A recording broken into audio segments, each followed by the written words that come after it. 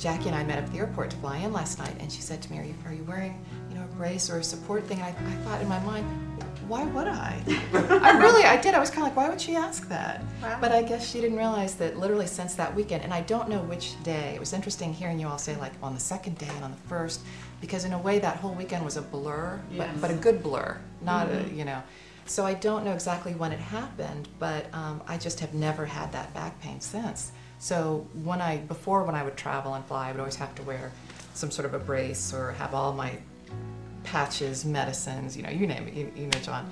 And I don't have any of that for this. I think I have one little thing, but yeah, I don't wear any sort of those things. And Jackie was like, you want me to take your bag? And I was like, no, I'm fine. I'm okay, I am. It's changed my whole life. Yeah. It's changed my whole life. And I see it in the rest of us too. I can work without hurting. That's the thing, I can do it without hurting.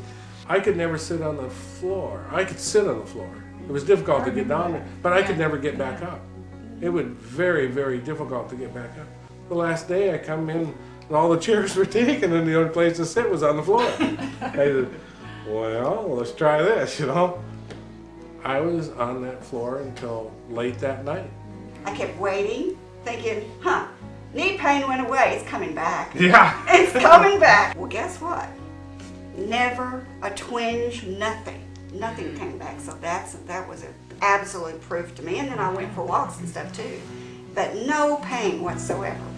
It's hard to put into words how the feeling is after so many years being in so much pain and then not having it anymore. That whole weekend, nothing. And it's been 6 months, it's not coming back, it's gone. It's completely gone. I don't expect that to ever return. For so long I kind of felt like I was on the outside looking in, and now I feel like I belong. And it's just a shift in consciousness, but it's a huge one for me because it's just a different feeling. I feel like I belong here, whereas before, like in other settings, I would just feel like an outsider, so.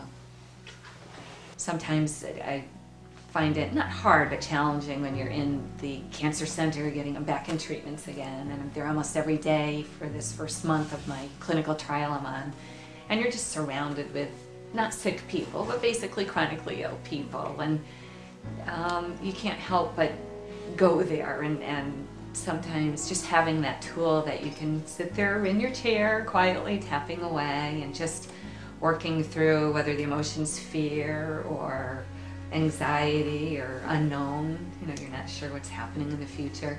I don't have a sweets craving. I don't eat cake and pies like I used to. And I didn't even realize, and I shared this also, I hadn't even realized that I go into Dunkin' Donuts almost every day and I never buy a donut. And I said, I have to really assess what's going on here, because I keep saying, well, I'm not tapping, regularly, I'm not tapping daily, and I'm not getting the effects. But I do tap irregularly, and I do tap occasionally, and I do tap and grab moments. Went from a 38 to a 36 again, so I'm looking to get back to a 34. Actually, I was a 40.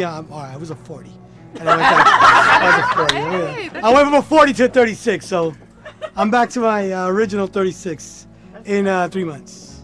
But the whole thing about the whole EFT weekend, that I was able to like say conquer, was not to play back that horrific day all the time, because that was driving me nuts. And being able to live with some pain, because I live with pain. I mean, as I speak to you now, I still feel a little, very little pain.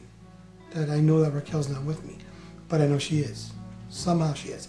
I just like one thing my daughter said to my wife.